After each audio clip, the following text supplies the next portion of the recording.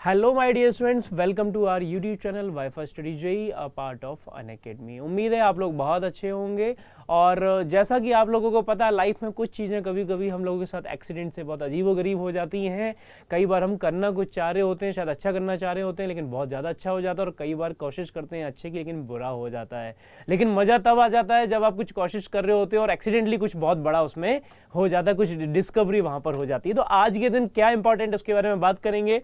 18 अक्टूबर को आज ही के दिन एक साइंटिस्ट है, बहुत फेमस साइंटिस्ट है, स्विस केमिस्ट है, उनका आज बर्थडे है, आज उनका जन्मदिन है। और ये फेमस क्यों है इस बारे में हम जानते हैं। ये फेमस इसलिए है क्योंकि इन्होंने एक एक्सीडेंटली डिस्कवरी कर दी थी। और किसकी डिस्कवरी की थी उसके बारे में मैं बताता हूं आपको।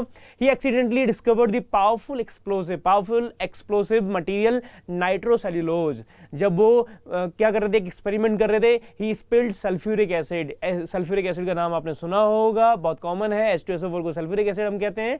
ही spilled sulphuric acid, nitric acid and soak them up with a cotton apron. जब कॉटन एप्रन जो आपकी सूख गई थी, ड्राई हो गई थी, तो वो बर्स्ट हो गई थी आपकी फ्लेम के अंदर। और उन्होंने एक हाईली फ्लेमेबल कंपाउंड उसमें फॉर्म हो गया था, जिसको क्या बोला गया, नाइट्रोसेल्यूलोज। ये नाइट्रोसेल्यूलोज की एक इमेज है, ये फॉर्म वहां पर हो गया था। तो कहते हैं ना कि एक्सीडेंट से कई बार कुछ चीज़ें अच्छी भी हो जाती हैं, हमेशा एक्सीडेंट्स बुरे नहीं होते हैं। तो वैसा ही आज के दिन हुआ था। और जो साइंटिस्ट थे आपके स्विस केमिस्ट, उनका आज के दिन ही बर्थडे है।